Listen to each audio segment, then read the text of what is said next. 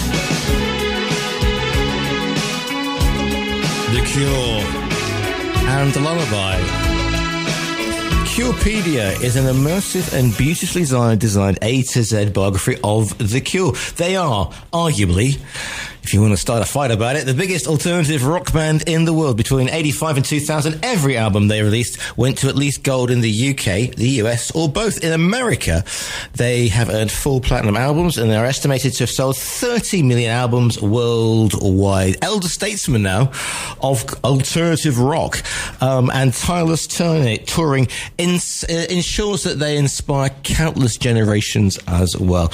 The book, Curepedia, is an A to Z of The Cure, examining and riffing on... Well, I'll tell you what, the man who wrote the bleeding thing is here himself, delighted to say that the author of Simon Price, the author of Curepedia is Simon Price, and he joins us live now. Simon, good afternoon to you.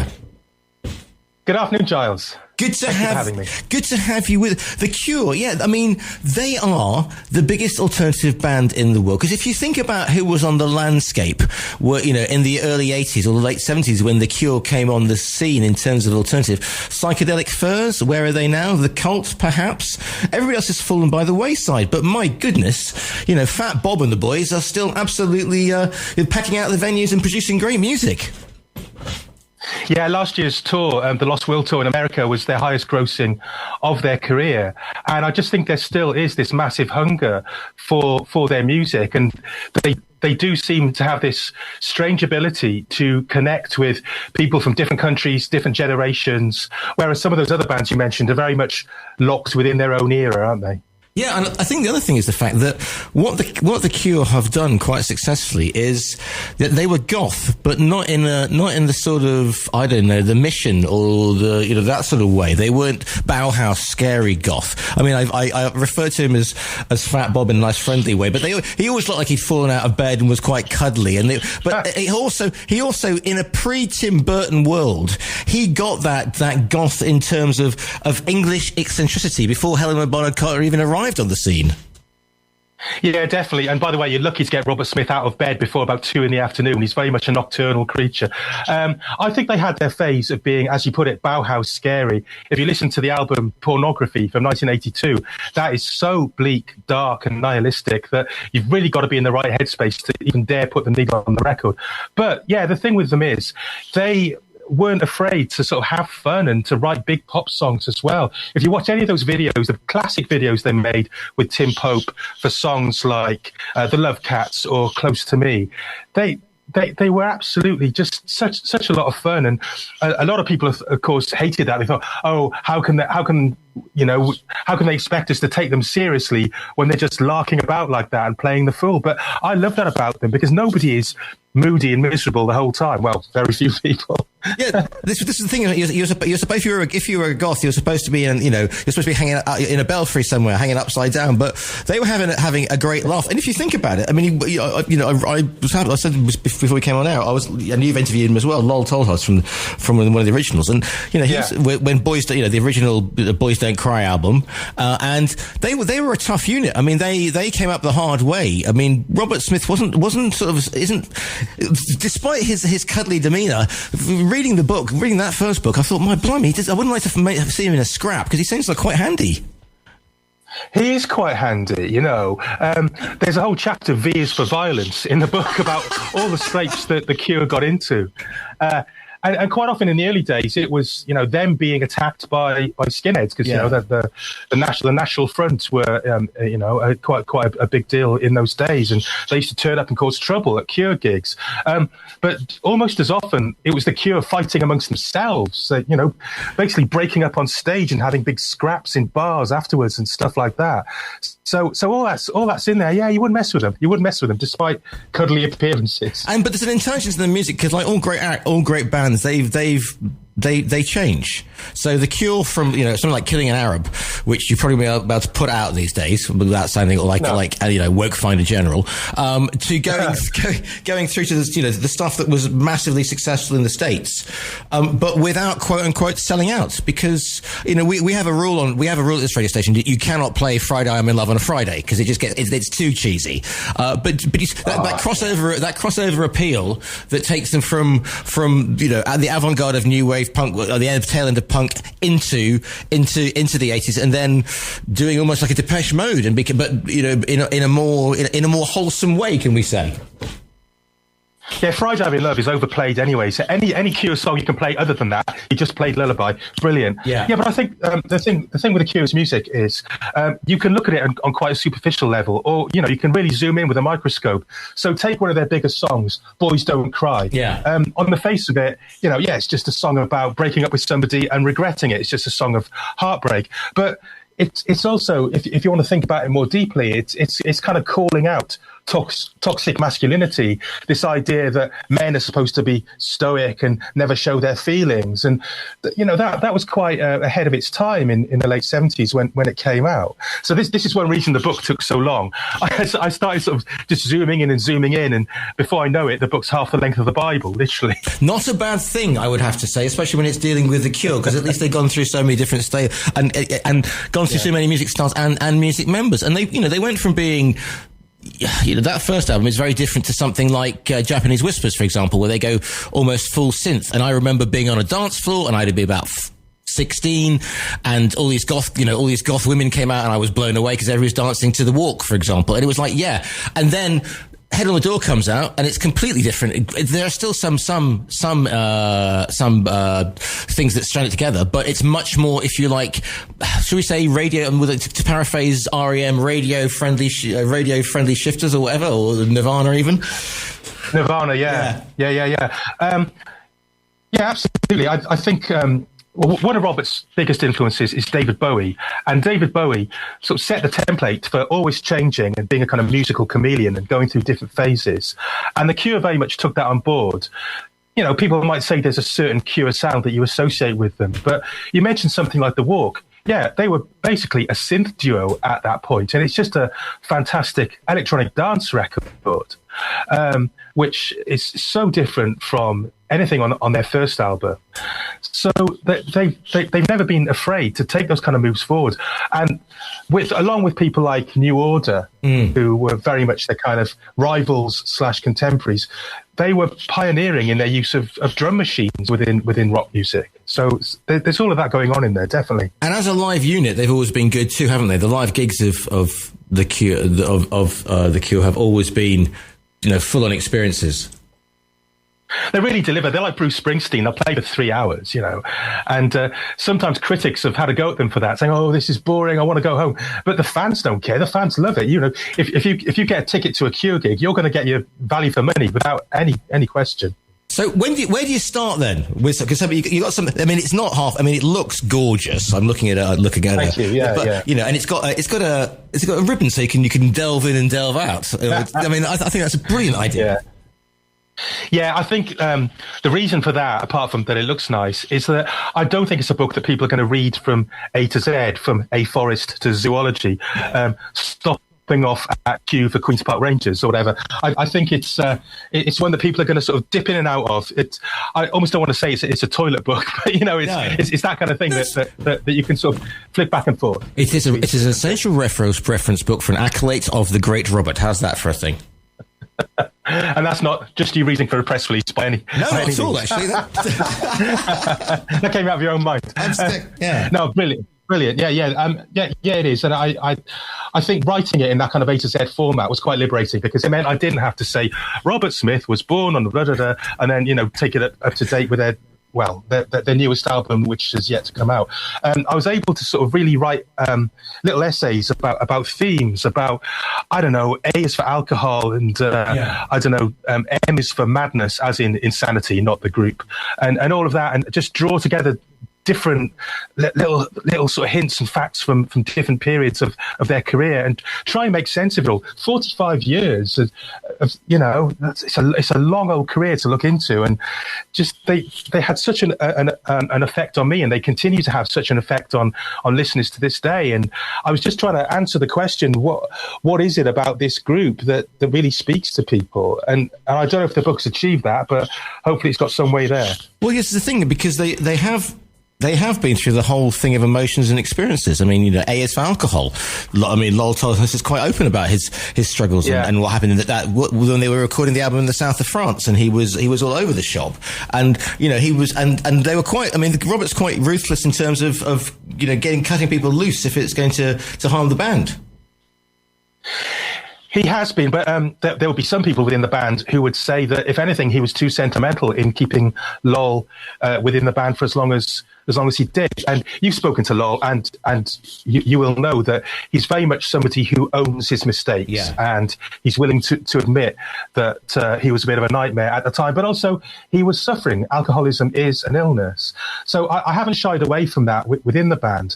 But Robert has also, within the book, but Robert's also been brilliant at putting together the right lineup for the right time. There have been about 15 different musicians in The Cure over the years. And the sound of the band has sort of subtly changed and subtly shifted depending on who's involved. And he definitely has a vision of what The Cure ought to be at any given time. And if the personnel don't fit that, then, yeah, he'll make the tricky decisions, let's say. And you know how you're saying, oh, well, you know, he was influenced by Bowie, like everybody has been. Anybody picks up a guitar, puts in a bit of eyeliner, has been influenced by Bowie, whether they want to or not. But if you look at the current EDM scene, and don't shudder, please, when I say that, Simon, but if you look at a lot of the current music scene, you know, I have teenage goddaughters, etc., and I'm giving this, they're discovering this sort of stuff. But, you know, the emo culture, yeah, we can say, because they have spanned so many types. You can say there's stuff in there that is electronic music. There is obviously the goth, but we've got to get rid of the bats, etc. And it's Tim Burton type goth rather than dark hysteria, though it can be as well. I mean, an album called Pornography or Disintegration, for example, are not family friendly.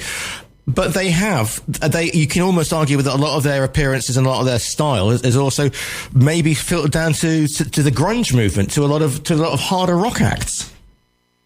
Absolutely, I think you're right, and I think this is why The Cure are able to kind of speak to successive generations, because, yeah, their influence has resonated through pretty much any strand of alternative music you care to mention, whether that's indie rock, whether it's goth or metal, definitely emo. Yeah, it's all there, and I think because nowadays people are able to listen to any music that's ever been released in history just through streaming or so on, young people have a curiosity to know, well, where's this come from? This thing that I love now, whether that's somebody like My Chemical Romance, who even they're 20 years ago. Yeah, where are they getting their ideas from? And it's The Cure, and to find out. And fortunately for us, The Cure are still out there. They're still touring, and I also think that it transcends national boundaries. You don't even have to speak English to know what Robert Smith is trying to communicate, even though the way he looks, just, that classic late 80s look with the smudged eyeliner and the lipstick and the big hair, the black clothes. You just need to look at a picture of him to kind of know what he symbolizes. Just the tone of his voice, the way he expresses his emotions, and the kind of chord changes even in the songs. It's so evocative. And you can listen to a Cure record and not speak English and still know what it is that he's trying to get across about alienation, about heartbreak, about loss, and all of that. I moved over to Spain in the mid-'80s, okay, so when the Cure at that first stage, with the smudged makeup and the hair and the black clothing. And Spain was going through its movida. It's like 60s period then. So it was all very bright and colourful and Almodovar and the whole thing. But The Cure are loved in Spain. I mean, huge. They adore The Cure. And I remember, we put Love Cats on, we put the Walk on as well, bring it over on cassettes, kids ask your parents, and we play it. And they did a gig last year in Madrid. And where I'm sitting now, if you get on a bus, it's 8 hours from Madrid. If you get the fast train, it's 9.5 hours. And one of the petrol pump attendants was a bit bleary the next morning. I said, you're right, man. And he was like, I went to see The Cure last night. I was like, what, in Madrid? He was like, yeah. And he was like, and he's my age. He's in his mid-50s. He's like, they were phenomenal, And it was like, so they have that thing that people will treat. They mean so much to people. They will travel and see them. Yeah, I saw The Cure in Madrid in, I think, about 92. Ooh. And absolutely, that was a good time to be seeing them.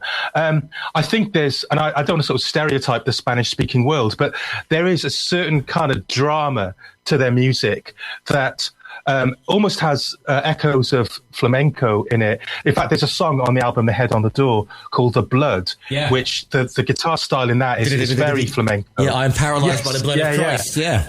Exactly. And there was a video, a kind of unofficial video that was made for the Spanish market, which has flamenco dancers in it and lots of sort of symbolism of Catholic churches and all of that. So, yeah, I do think that there's something that resonates with the Spanish world. They're enormous in Mexico.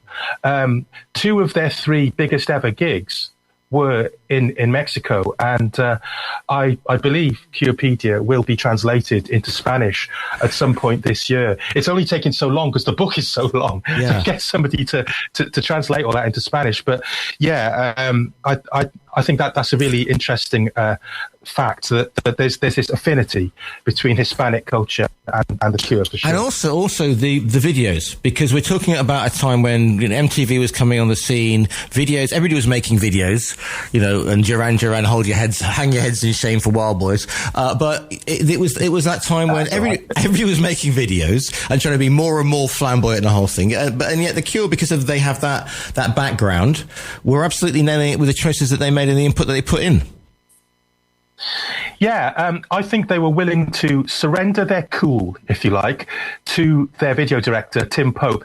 Tim Pope I've described as the other genius in this story, in the book. Their videos are just such a lot of fun, and there's always so much to unpack. I think there were two great video bands in the 80s, Madness and The Cure, just consistently brilliant, fun videos. And yeah, you mentioned Duran Duran, and I love a bit of Duran, and we all do. I've got nothing against these kind of big budget, kind of high concept movies, really, like Wild Boys.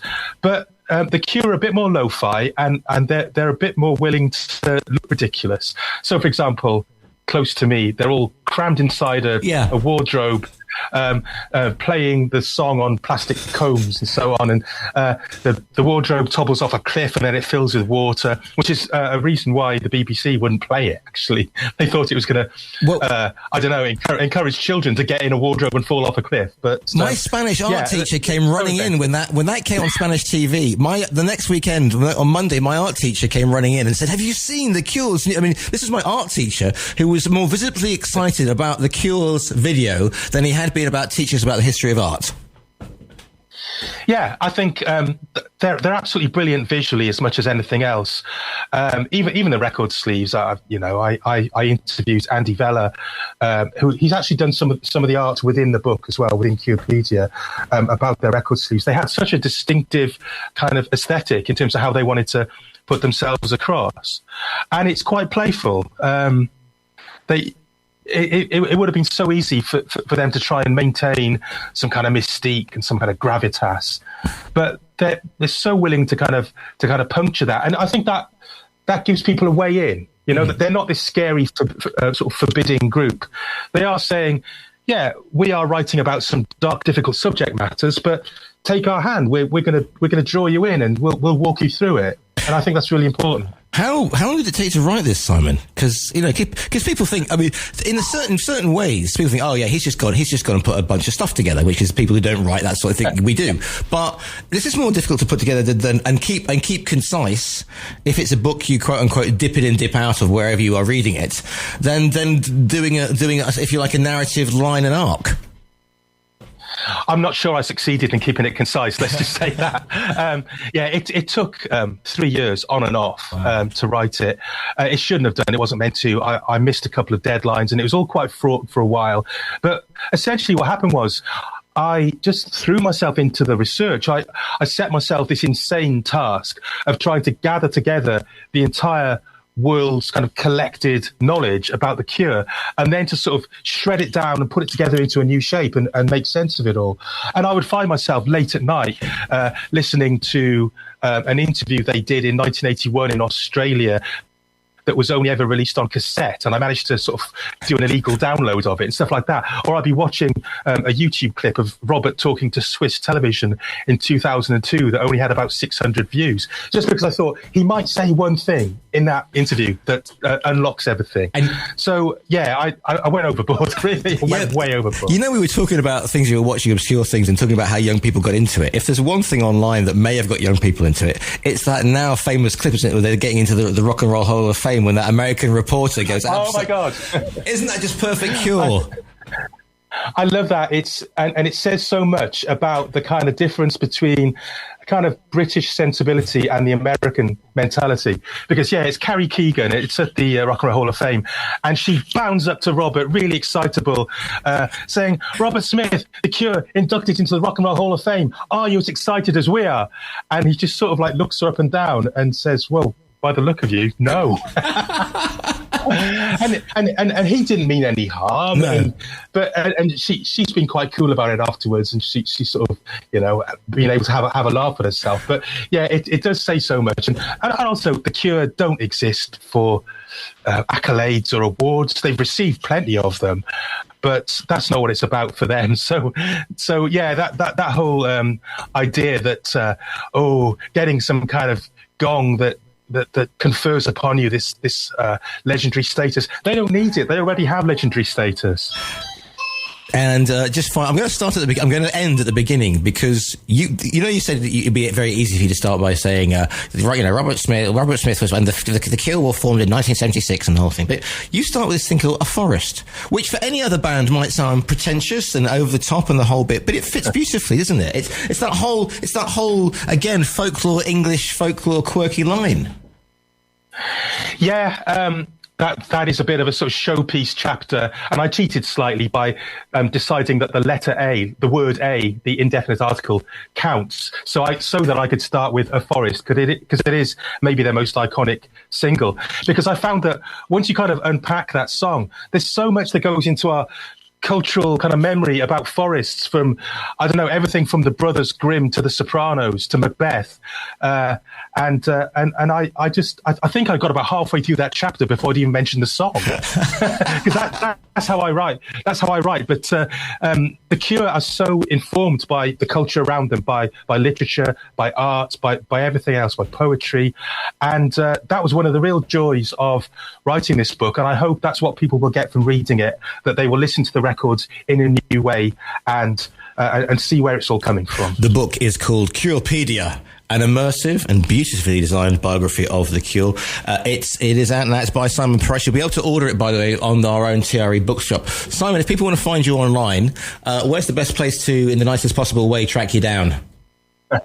Yeah, I'm Simon_Price01 on all social media. So yeah, just find me there, or the hashtag Curepedia. There's loads of stuff out there about it. So yeah, absolutely wonderful. Now, I was going to play out with The Walk, because that was the one I first introduced, and I still remember those goth girls even now. But you mentioned The Blood, and we're in Spain, and people may not have heard the track, so I just changed my mind halfway through, because hey, it's a Friday afternoon in Andalusia, and I can do what I want. The book is called Curepedia. It is by Simon Price. Simon, it's been an absolute joy to speak to you today.